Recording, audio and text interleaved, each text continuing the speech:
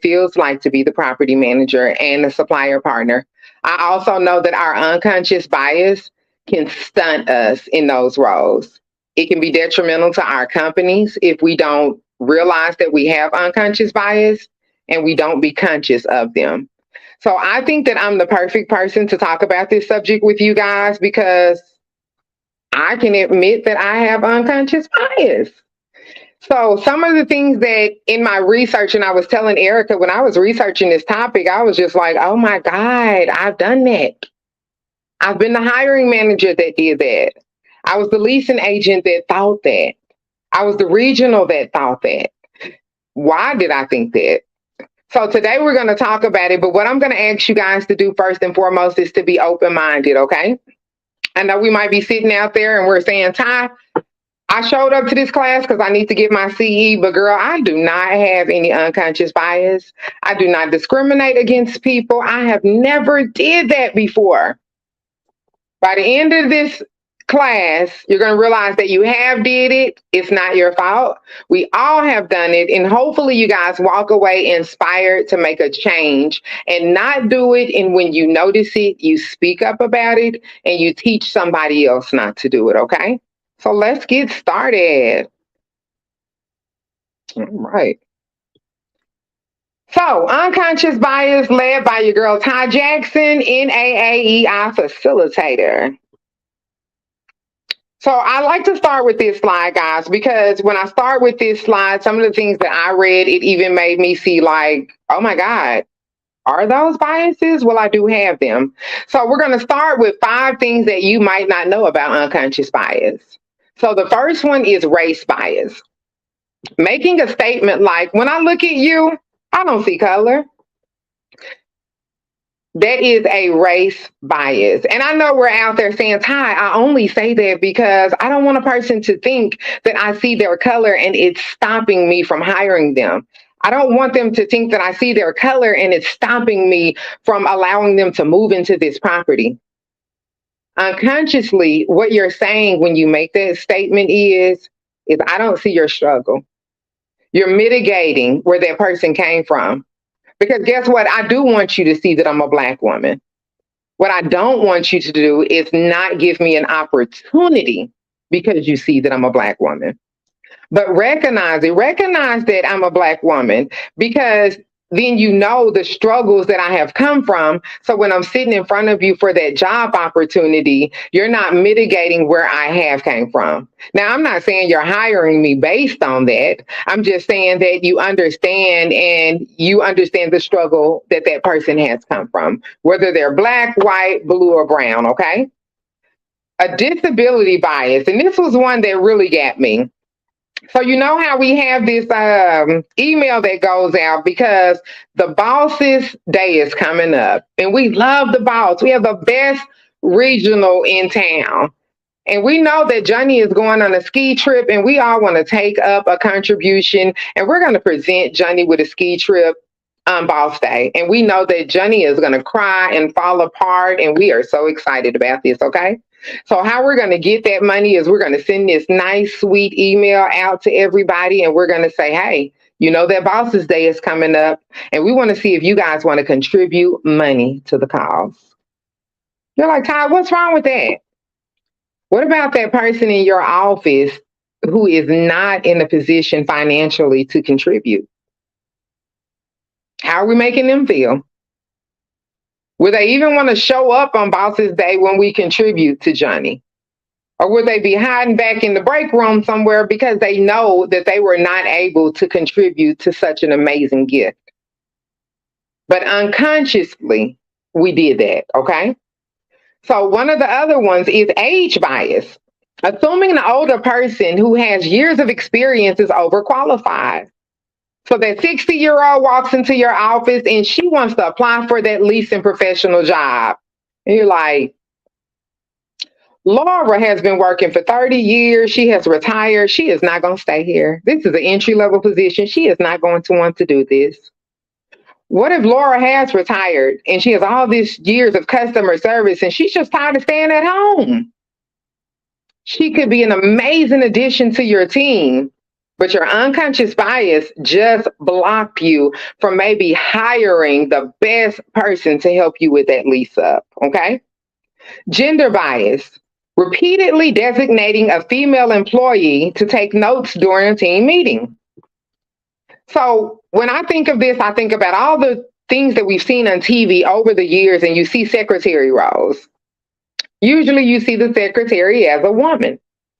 So unconsciously, when we're doing a team meeting, we will naturally assign that role to a woman.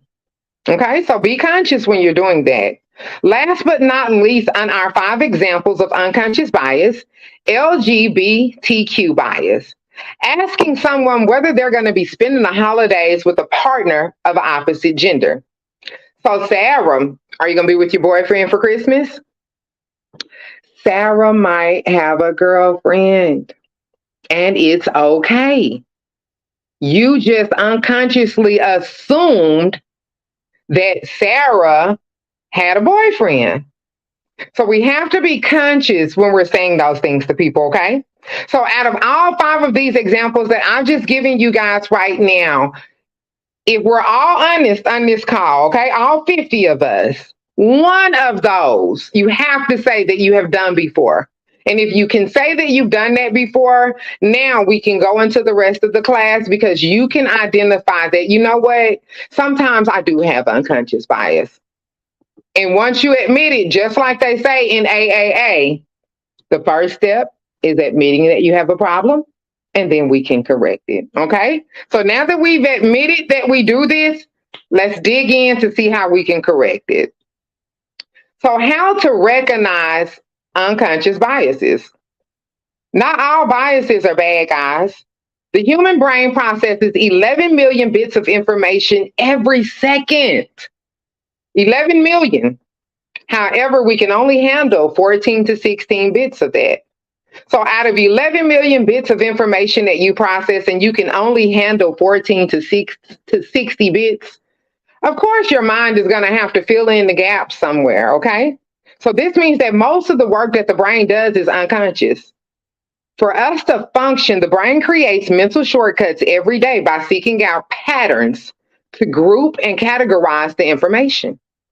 Through this automatic cognitive process, every single one of us develops preferences or biases.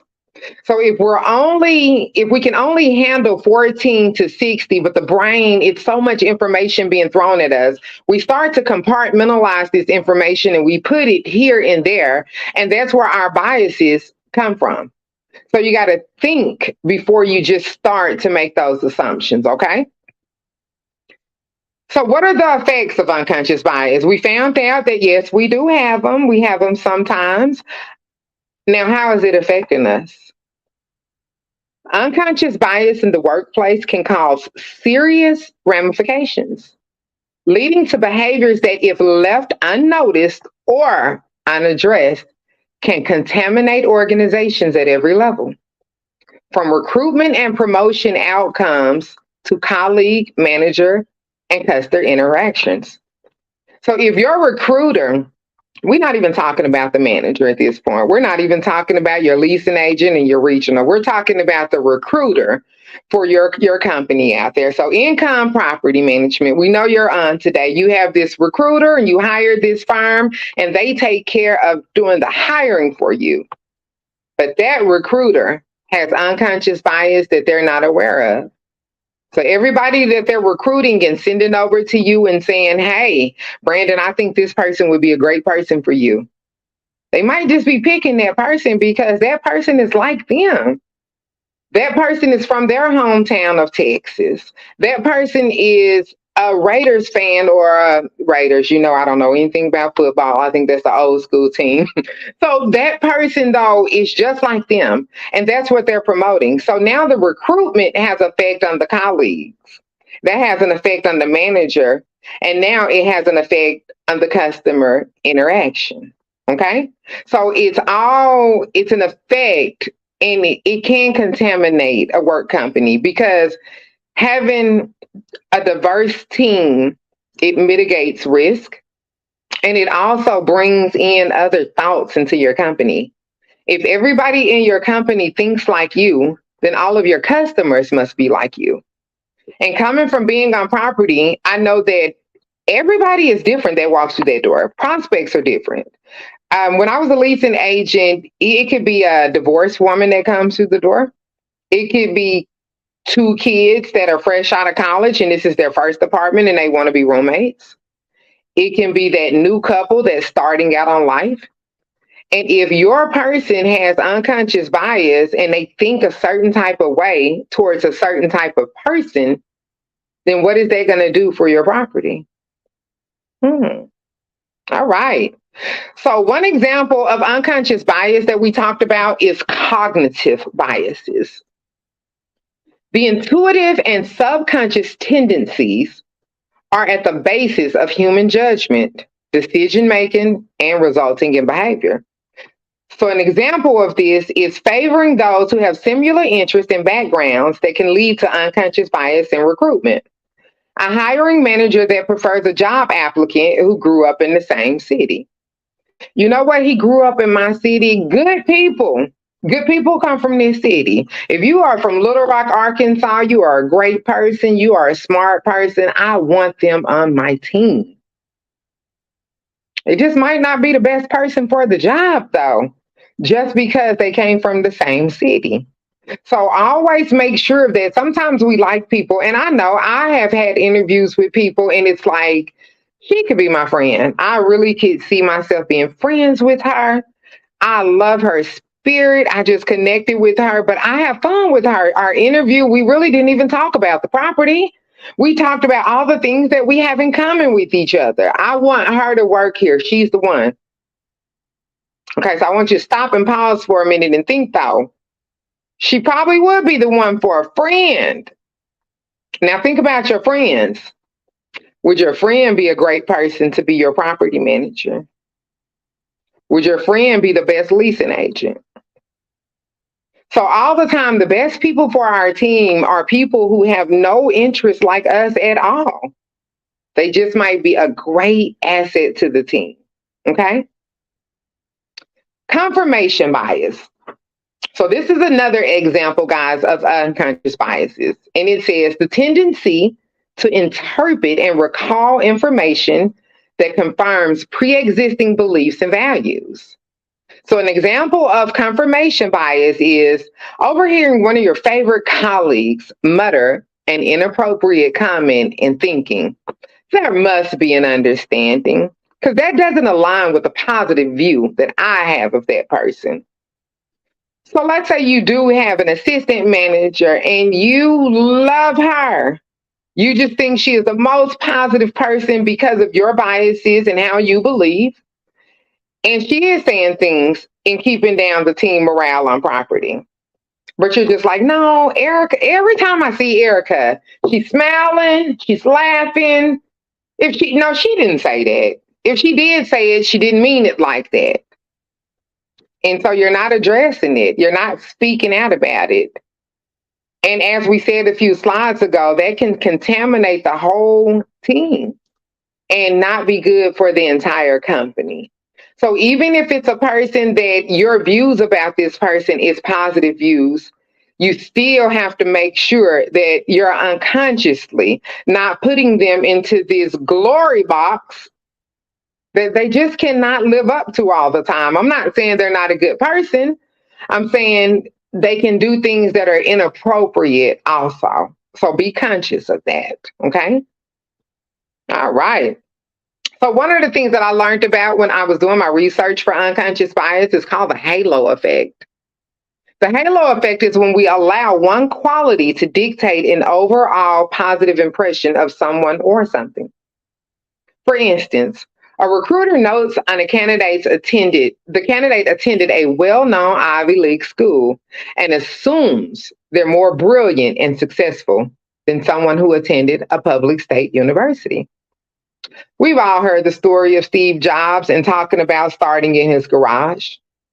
And I don't know about you guys, But he was one of the smartest people because I have a Samsung and all of my people rag on me for it because they are iPhone users and they live by iPhone and swear that it is the best thing out there. But why, when we hear somebody say that they went to Harvard or they went to Princeton or Stanford, he is smart. He must be brilliant because he went to an Ivy League school. What if their grandfather donated the west wing of the school and one of the stipulations was that their grandson had to go there? But you have this other smart person over here that is super brilliant and just decided to go to a community college within their town. Don't let that on the resume make you pick this person over that person. And we've all done it because we read the resumes first. Let's be honest. Before somebody comes in for an interview with us, we have read the resumes. We have looked at the names. We looked at the cities that they're from. We go to the education and we look at the education. And if we see a bachelor's degree or master's sometimes over, they might have gotten their GED or might have just gotten a high school diploma. Unconsciously, we assume that that person is smarter. Now, while that person was in college for 8 years getting their master's degree, that person who has a high school diploma could have just been working. They might have experience. And I don't know about Oregon, but over here in Arkansas, sometimes experience outweighs education. So be conscious of that when we're seeing that on the resume, okay? So you say, okay, Ty, I realize that I have unconscious biases. I'm facing it. I'm going to be honest. I have them. Now, what can I do to prevent it? Because I took this class today. Yes, I'm getting a CE, but I don't want to have unconscious biases. So what can I do to stop this from happening? Okay, I got a bit of bad news. Unfortunately, unconscious biases cannot be prevented. We all have it, and we can't escape it. But what you can do, unconscious biases can be mitigated at the individual and organizational levels. And it's important for people and organizations to actively work toward doing so daily. This is a daily walk. It's just like sobriety, okay? In the beginning, I said when you go to an AAA meeting, the first thing they say is you have to admit that you have a problem. And then it's a walk every day that you have to walk and you have to be conscious about making these decisions not to do this. Unconscious bias is the same way. We have them. And unfortunately, there is nothing that you can do not to have them. Automatically, the brain is just going to think certain things when it sees something. What we have to say is, why does my brain feel that way? Why, when I see somebody, and I want to give full disclosure and transparency about unconscious bias, guys. It is not a nice thing, okay? So some of the things that I say today just might not be nice things, but they're honest things. So why does the brain sometimes, when we see someone come in for, let's say, a leasing position, and there's a lot of stairs in this property and a lot of walking, and it's a lease up, and maybe they're an obese person, why does the brain say, they're not going to want to get up and down out that seat all day? They're not going to want to do all that walking all day because they're not working out. They're not physically fit. Why? Why are we thinking that way? And it's not just one or two people. It's a lot of us that thinks that way because unconsciously not being physically fit just goes to being out of shape and being lazy and not wanting to walk and do these things. We're not thinking about the health, or that this person might be super fit and they just love food. They're foodie like Ty is, because Ty loves to eat. But they might be a super athletic person. Why are we thinking, and I come from being on site, guys, and I started out in this industry and I had to work my way up. And I teach unconscious bias because I come from a day when Black women did not sit on luxury properties. I came from tax credit to a C-class property. And in order to get to an A-class property, I had to step back and be an assistant manager. And then I worked my way up. Because what I was able to show was, even though I was a Black woman in that property that was predominantly different people that didn't look like me, those people would still be able to resonate and connect with me. Because somebody in upper management who was not conscious about their biases thought that if I put a Black woman in that property, in that head office, it'll draw in a different clientele of people. Let's think about that. Okay. So why do we believe that graduates from top tier universities are better qualified than graduates from lesser known institutions? Why do we give more merits to ideas and contributions of our male colleagues? Okay, well, let's why do we do that one? Why y'all think that men are smarter? Why do we do that? Put that in the chat. Let me know. If you're doing that, tell me today, why are you doing that, and stop. This is National Women's Month, okay? Why are you doing that? So unconscious bias practice steps, we don't want to do it anymore, Ty, but we want to know how can we be better at doing it and not do it. So one of the things that we can do, guys, is we can reflect on our experiences. What did I do? What did I say? Did my actions match my aspired beliefs? So an example of that is I scored a male candidate higher on their interview than I did a female candidate. What factors might have led me to those actions? When I slow down and examine my actions, do I agree with them? What would I change about them? And what can I do differently next time? So we have to be honest again. I'm going to use the word honesty again. We have to be honest and say, think back to experiences. Because when I was doing this class, I thought back to times where I've been the manager and I was hiring for positions. I have looked at resumes. Honestly, I'm going to be the first person to say it. I cannot see you guys, so I'm not going to charge you with raising your hand up, but I'm going to raise both of mine. I have looked at a resume before. I have seen a name and been...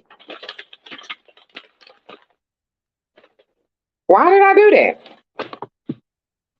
Off of a name.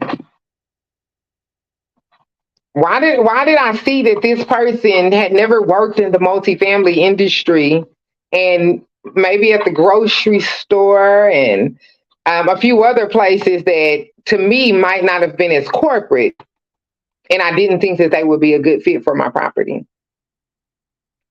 What led me to do that? Why did I give those tasks when it came to resident events, to decorate and put the food out? Why did I give that to the women in the office? Why didn't I think that maintenance could help with that? So those are some of the things you have to reflect on your experience. And when you can say that to yourself and say, why did I do that? And then what would I do differently next time? Because when it's time to decorate, if we send a woman to do that, you might have a male that, oh my God, has this hidden talent and he is a top tier designer in your office. But we're not thinking that, and we're like, Ty, well, if he was a top tier designer, then would he be a straight man? Again, an unconscious bias. And these are things that we think when we see people, and it's unconsciously that we think these things, okay? So if you're out there and you're like, Ty, I do think like that sometimes, you are not a bad person. Let me lean in and say that again. You are not a bad person, and you are not alone, because we all do it, okay? What makes us the best people that we can be is when we notice that we do it and we make a change. All right. So we're going to talk about 10 tips to reduce unconscious biases at work. All right. Got your pen? You got your paper? Because I'm about to give y'all some tips. We're going to reduce it. So the first tip, what did I say? Acceptance. Bias is part of being human, guys. But we can't tackle it if we don't acknowledge that we have this. You got to acknowledge that you have unconscious biases in order to change it. We all have them. I will be the first person to say I have discriminated against plenty of people. I didn't do it on purpose. I didn't do it because I don't like this race or that gender, or I don't like someone that's LBGTQ. I didn't do it because I didn't like the people.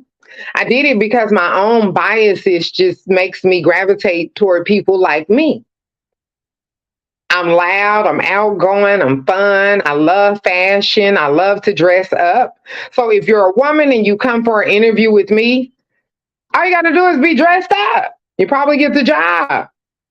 You don't even know how to lease an apartment, but you had a cute dress on, and I'm like, she's my girl.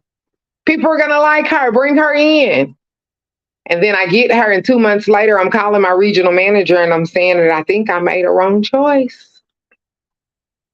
But we can't do anything about her because she's still in her first 90 days. So, Ty, you have to suffer with her.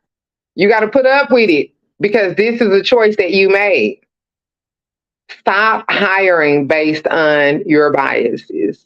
If you don't hire based on your bias and you hire the best person for the job, if you're out there and you're on site, I haven't been on site in a while, but one of the things that I remember is if you manage it like a well-oiled machine, the property will run itself. The property will cash flow. The residents will be happy. And when you think about your unconscious biases, and let's say that you're the owner of the company, you're an older white male, your leasing professional is a 19-year-old Black woman. If our unconscious biases come into play, sometimes we don't know how to communicate. So our C-suite doesn't know how to communicate with our entry level, and in return, sometimes we're steady hiring and training people, and then we lose them to other companies. And what does that do? Now we're talking about the bottom line. We're talking about the money. We're talking about re-putting money into training people. We're talking about the residents not feeling that it's a stable property because of the turnover. Accept that you have your unconscious biases and change them so you can change the bottom line at your company, okay? So number 2, I got to move my bar from down here because it is in the way. So make considered decisions. Unintentional biases is more likely when you make fast decisions or you act in the spur of the moment. So always be sure to take a step back. Consider the decisions that you make, okay? Especially when you're hiring and when you're representing the company, because these are not just decisions that you're making that will affect your life. These are decisions that you're making that will affect someone else's life, your company, and your customer interaction, okay? Your customer interaction. Monitor your behavior. Question your first impressions and your extreme reactions to people. Reflect on any rapid decisions that you make. So I love that one that says question your first impressions. Question yourself. Why do I think that when I see somebody? Why is that the first thought when I see a white man? Why is that the first thought when I see a Black woman? Why is that the first thought when I see a Hispanic woman? Why is that the first thought when I see an older woman applying for a job? Or I see somebody fresh out of college, she's not going to take this serious. She's too young. Why are we thinking like that? Okay. So that's something that you have to sit in, guys, after this call. Sit in your own thoughts and question your own behavior. And I'm not saying that if you sit in it today, you're not going to do this again. You're going to do it all the time. Because in the beginning, like we talked about, your brain, millions of bits of information is being thrown at your brain all the time. The thing to do is to monitor that behavior. So when you do it, you're aware and you can correct it. Pay attention to biases related to protective characteristics. For example, age, disability, sex, maternity, race, religion, as this is discrimination and hence illegal. So when we get into fair housing, guys, this is where that comes from. Why do we, when we see someone that comes in with a disability and they're grabbing on that door to the office, why does your brain feel the need to? Because remember, we said not all unconscious biases are bad. Why do you feel the need to jump and open up the door for that person? Because because of their disability. Why do you think when you see a pregnant woman that comes in and applies for a job, it's like she gonna be having her baby soon? I don't know about her, because right when I get her trained and right when the residents get used to her, she gonna have to leave. Or religion. Somebody comes in, you see somebody that's Muslim get on the plane. Ever since 9/11, why do we get scared? Why, when you're in the grocery store, and I do it, if I see a man in a trench coat walking towards me in the grocery store, I smile at him. I do. I smile at him because I'm like, if he has a sawed off rifle under that jacket, I just want him to remember that I did smile at him. But why is my brain thinking that? Why is that? Why is that my first impression? So, as I told you guys before when we first started, I am raising two hands. I'm raising all 10 fingers. And if you can see my toes, they are up in the air too, because I know that I have unconscious biases to work on. So, as I facilitate this class, I am also facilitating and inspiring myself to monitor my own behaviors. Okay. Pay attention to biases. Oh, we already talked about that one. Let's keep going. I got lost in it. I really love that one. Okay, this is one of my favorite slides, guys. It says, widen your social circle. We are all one, but different, and different, but the same. So when we're going to these, when you go to the luncheons, when you go to the manager retreats, stop sitting with the same people every single time. And I know we gravitate to people that we know, but it's like, hi, I know Sarah. I know she's going to be fun. If I sit by her at the luncheon, she's my girl. We've been working at the same property for a long time, and I'm going to sit with my team. Well, when you go back to work, you're going to be with your team too. So why aren't you networking? My suppliers that's on here, when you go to those events, but I know these property people because I always go see them. They're my number one clients. So I know I'm going to have a great time tonight when we go to the manager's retreat if I hang with them. You're just hanging with people that are like you, though. What about the people that are not like you, the people you didn't think you had anything in common with? It says move around and spend time with different people from different cultural and academic backgrounds. This will build your cultural competence and lead to a better understanding. The thing I like about this is that when we're out there and we're on property, every prospect, every resident, well, they're not like you. Your property might be made up of African American, Caucasian, Indian, Ethiopian, Russian. And if everybody in your office, everybody in your circle is just like you, everybody celebrates Christmas. What about the people who celebrate Hanukkah? And what about the other cultures that celebrate this and that? But all of your resident events, they are just for Americans. They are just for the things that we celebrate. And I bring that up because one of the classes that I taught, one of the residents came in and it was a fair housing issue. And it was talking about the music that they played in the common areas. And they had a resident that was Latin, and she wanted to know, why don't I ever hear any Latin music being played? What about the people who look like me? So we all play music in the office. It's easy listening. They tell us to play it because it minimizes the noise. And when people hear music, they feel good and it loosens their pockets up and they're ready to pay that rent and that security deposit. But even when we're thinking about things like music, think about that. When you're having resident contests and we're having these contests and who can decorate their door the best at Christmas. But what about the other holidays that you just might not celebrate? We're having food trucks. It's Food Truck Friday. Why are we just having American food all the time? What about African and Indian cuisine? Hmm? Well, I don't know about them foods because I don't eat those. The people in my office, they wouldn't enjoy that. They want us to bring out cheese every week in the wing shack. Think beyond your culture. Think beyond your people and think beyond you. Okay? Set ground rules for behavior. Don't tolerate interruptions in your team. Make sure everyone gets a fair hearing and has an equal chance to give an opinion.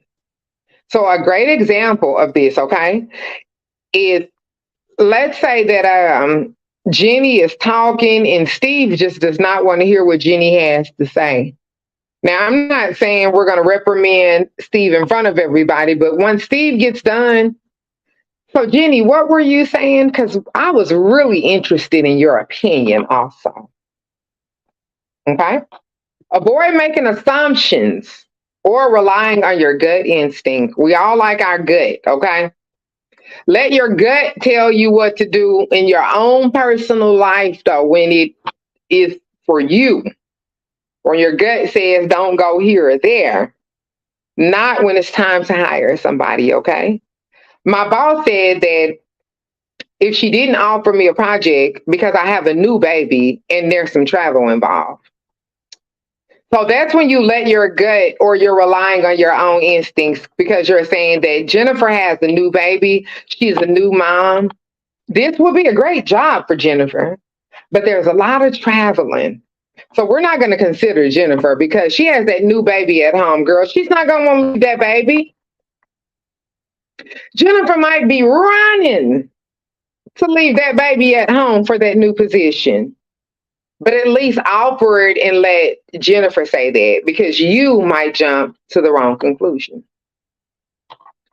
Use a roster to avoid stereotyping. This is one of the best things that you can do, guys. Have rosters for housekeeping tasks to ensure fairness and reduce the potential of gender stereotyping. So, minutes and meetings, organizing refreshments. We talked about that. We talked about the resident events. Don't always assume that the ladies in the office put out the food, decorate. If you keep a roster, it will just help you go in line and then it helps mitigate the risk because nobody can say, Brandon wanted me to just do it because he always assigns those duties to the females in the office. Well, no, Stacy, I assigned it to you this week because it's your week to do it. The sparkle bucket with opening up the units. I remember back in the day, and I might be aging myself a little bit in this industry, when we opened up the show units in the morning with a sparkle bucket. Keep a roster. If you have a male and a female that's doing that job, that's concierge for you or your leasing professional, keep a roster. Give them, designate times where they do it. It's fairness and it helps to reduce the potential of gender stereotyping. Okay. Number 9 says, speak out if you notice biases. So I talked about this a few seconds ago when I said if a male colleague talks over a female colleague, tactfully point out that you wanted to hear what she had to say. If your boss only ever assigns the stretching projects to the guys or the white colleagues, have a quiet word. So I like the word quiet, okay? Because speak up is loud and it sounds like I'm saying speak up and say something. Having a quiet word with somebody is speaking up, okay? I am definitely saying respect the organization, respect the positions, respect the authority. If you have to speak up about someone being biased, there's a tactful way to do it. Because what you don't want to do is speak up and then cause more more confusion around it. Okay, but speak up if you notice that it's happening. Have a word with that boss. Hey, Sarah, I noticed that and I know that you're not trying to do this, but when you're having meetings, this is happening, or I notice when there's lengthy projects or projects that are more significant and important to the company, I notice that you tend to give it to this certain type of person. But speak up because that person just might not be aware that they're doing that, okay? All right, 10. It says the first to apologize is the bravest, the first to forgive is the strongest, and the first to forget is the happiest. Apologize when you get it wrong, guys. We all get it wrong sometimes. Remember that we can only deal with biases if we are honest and admit our mistakes. Just admit it, be honest about it, and then move forward in it. If you get it wrong, apologize about it. We are all human. We talked about that at the beginning. We are all human, and everyone that's human has unconscious bias. Just apologize if you get it wrong, and let's move forward from there. So I know we're all busy people and we're used to running, and when it comes to slides, we're like, all right. So we are nearing towards the end. Why is unconscious bias training important? I know lately I serve on a national role, guys. I am a facilitator through NAA, and I am a champion for DE&I. I lead conversations on this topic, and I hear people from all around the world, and we talk about it. And it's like, it's become so important lately. Why? Why is this important, Ty? DE&I week is coming up in October. Why does it have to have a whole week? Why is my company telling me to find the best trainer out there and bring them in to talk to our team about this? Ideally, the training builds awareness. It provides common language. It creates a space for dialogue and reflection. These trainings can also facilitate stronger employee relationships, inclusivity, and a sense of community, which in turn will increase your productivity, creation, and innovation. While unconscious bias training is helpful, it's insufficient without a complementary, equity-focused organizational and structural efforts. We can train on it all day. We can have the conversation. We can put the action plans in place. If we do not have an open dialogue about diversity, equity, and inclusion, if we are not honest about our unconscious biases, our industry will not change. The world will not change. Train on this. One of the things that stands out to me in this, especially from a management company standpoint, is when it talks about the stronger employee relationships. So remember when I talked about your C-suite, not knowing how to communicate with your entry level? And when that happens, guys, we lose good people who we could be training up from a leasing agent to a regional. And now if you have a regional that has been with your company since she was a leasing professional, how valuable is she? She knows the way of life for income property management. We can trust her to go out there and she can teach the leasing professional. She can lead the on-site staff because one, they will resonate with her because she's been there before. She knows the way of life for income property management because she's been with us for years. The residents know our on-site teams because we're not turning over. Every time they come pay their rent, there is not a different person in there. So now in return, they're renewing their leases. They're staying longer. So now we're talking about NOI. We're talking about budget time. We're talking about not having to do as many make readies and turns because we all know that all of that plays a part on property. When that back door is open because residents are steady leaving because our staff cannot resonate with them, the staff does not know how to communicate with them, we're spending that money in maintenance. We're spending that money in turnkey. We're spending that money in advertisement because the occupancy is low. Or when we're not knowing how to retain our staff because we don't know how to talk to them and we don't know how to have that dialogue and we let our unconscious biases get in the way, there's a turnover all the time. And every time there's a turnover, what is that? That's more training. that's more investing into somebody else. So, what if I told you just by teaching unconscious bias, just by honing in on diversity, equity, and inclusion, that you could save your company money and that you could meet your NOI and hit your bottom line? When I started to explain it like that, especially with us property people, we're like, oh, Ty, you say I could save money? You say I could meet my NOI? Now I'm open to learning about it. So unconscious bias, guys, is an important training. It is important for us to teach, but not just teach. You can teach it all day. I've had a class with you guys today, but it is up to you not to just go back to your property and not implement it. It is up to you to speak up when you hear it. It is up to you to challenge your own self when you are being biased unconsciously. I am Ty Jackson. I hope that I have inspired someone today. I hope that you have learned something and that you can admit that you have unconscious biases also. So if you want to learn more or to hear more from me, guys, this is my email that I have out there, tyjacksonconsultant@gmail.com. If you are a management company that is on here and you are looking for a facilitator for unconscious biases, please consider me.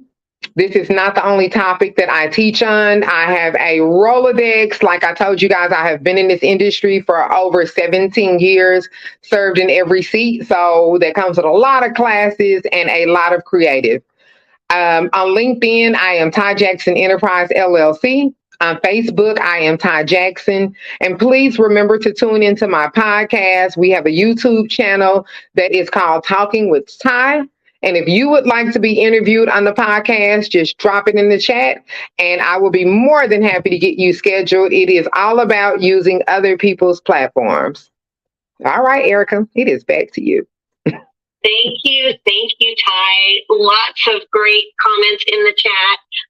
As we knew would happen, you all love Ty as I do. I'm so glad. We will be sure to have her back for another training. And thank you so much to Guardian Property Management for sponsoring this class today. We're so glad to have you all with us. And I think that Ty is willing to stay after if anyone has situations or questions that you're wondering about. I did pad the class a little bit for that.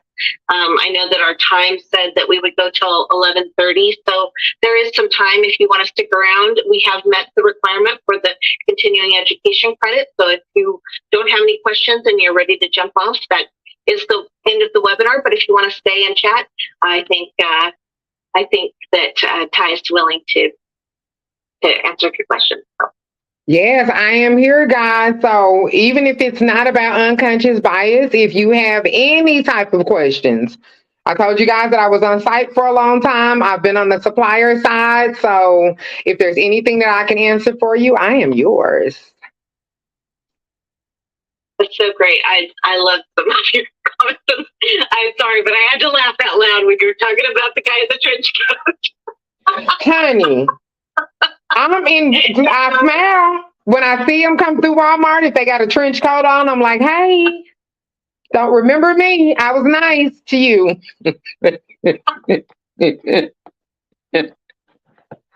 True. You just don't think about it until you think about it. No, you just don't think about it until you think about it. No, you're totally right. I do see, let me get down, let me take Holly's information down. Holly's the VP at Guardian. Mm-hmm. Incredibly refreshing and real. I agree, Mayor. Very true. Perfect. Well, it's been a pleasure having you all. It's been a pleasure, of course, having Ty, and I'm so glad you all love her as I do. And be sure to mark your calendars. Fair Housing Fair is coming up, and maybe I can get Ty to come back for one of the classes for Fair Housing Fair. So thank you so much, everyone, and have a great out. See any questions coming up in the Q&A. Oh, you're welcome, Mayor. We're always so happy to have you. So without further ado, I guess we'll go ahead and let you go, even though I hate to. Love spending the time with you, and look forward to seeing you again soon, Ty. Thanks so much. You're welcome, Erica. Thank you so much. If there's ever anything that I can do for you guys, my partnership is here and I'm willing to help out. Thank you so much. I'll talk to you later. Thank you so much. Bye-bye. All right. Bye-bye, everyone.